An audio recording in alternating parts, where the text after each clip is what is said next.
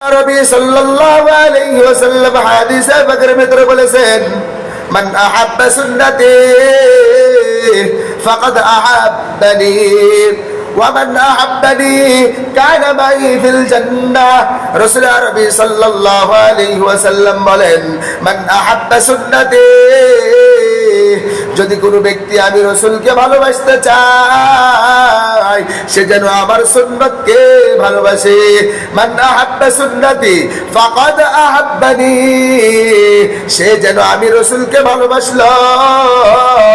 ওয়া মান আহাব্বানি, যে আমাকে ভালোবাসলো।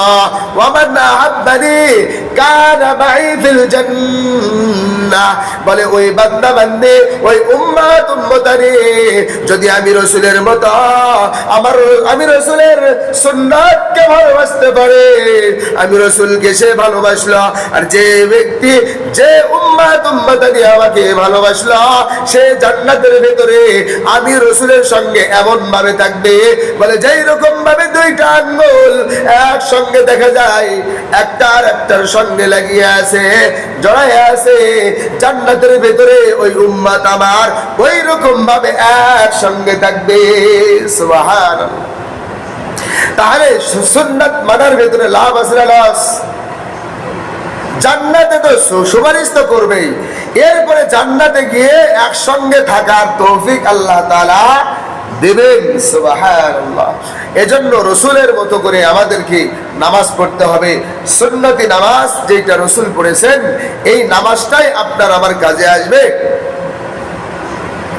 তো এই নামাজ পড়তে গেলে এই নামাজের ফরজ সুন্নাত, ফরজ ওয়াজিব সুন্নাত আছে, বলে এই তিনটা বিষয় আমাকে জেনে নিতে হবে। যদি এইগুলো বিষয় না জেনে আমি নামাজ পড়ি, আমার নামাজের মতো হবে না। এই নামাজ আমাকে সমস্ত অশ্লীল কাজ থেকে বিরত রাখতে পারবে না, সমস্ত কুকীর্তি থেকে আমাকে দূরে রাখতে পারবে না। কেন? যেই মেডিসিন খাইলে অসুখ ভালো হবে, বলে ওই মেডিসিন আপনি সেইভাবে খান নাই। 3 বেলা খাইতে বলছে, আপনি 1 বেলা খাইছেন, অসুখ কি সারা সম্ভব? ওষুধের ওষুধ, টাকাও যাবে, অসুখও ভালো হবে না। কেন? নিয়মতান্ত্রিক আপনি নিয়ম মেনে ওষুধটা সেবন করেন নাই।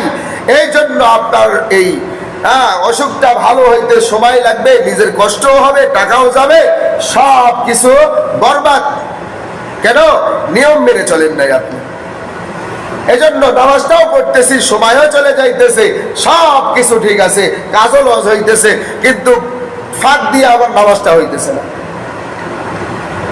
দীর্ঘ 40 বছর 60 বছর নামাজ পড়লাম, আমার নামাজটা ঠিক মতো হইল না। এজন্য নামাজটা ঠিক মতো হইতে গেলে আপনার আমাকে নামাজের ফরজ গুলো জেনে নিতে হবে, ওয়াজিব গুলো জেনে নিতে হবে, সুন্নাত গুলো জেনে নিতে হবে।